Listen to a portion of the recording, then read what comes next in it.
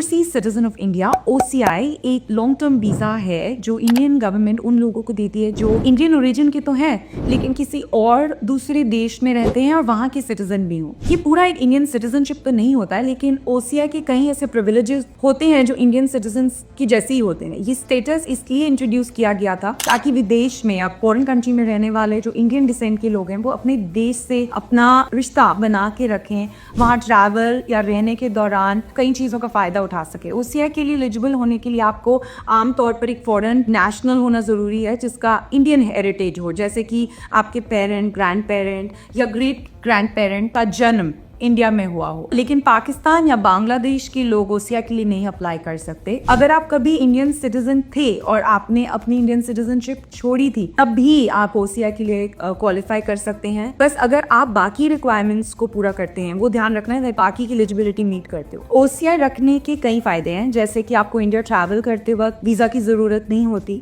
आप इंडिया में लंबे समय के लिए भी रुक सकते हैं बिना बार बार वीजा अप्लाई करने के या एक्सटेंशन डालने के, जो उन लोगों के लिए आसान होता है जो बार बार इंडिया आते हैं या लंबे ड्यूरेशन के लिए इंडिया में रहना चाहते हैं। OCI होल्डर्स को इंडिया में प्रॉपर्टी रखना और बिजनेस करने का भी हक मिलता है, जो उनके कई इकोनॉमिक अपॉर्चुनिटीज इन जनरल हट जाते हैं अगर आप सिटीजन हो, बट OCI से मिल जाते हैं। एजुकेशनल बेनिफिट्स भी मिलते हैं क्योंकि कुछ इंस्टीट्यूशंस में OCI होल्डर्स को इंडियन नेशनल्स के जैसे ही ट्यूशन रेट्स मिलते हैं। अगर आपको कोई भी क्वेश्चंस हो अबाउट द OCI या कैसे अप्लाई करना है तो आप हमसे पूछ सकते हैं एंड हम आपकी हेल्प जरूर करेंगे।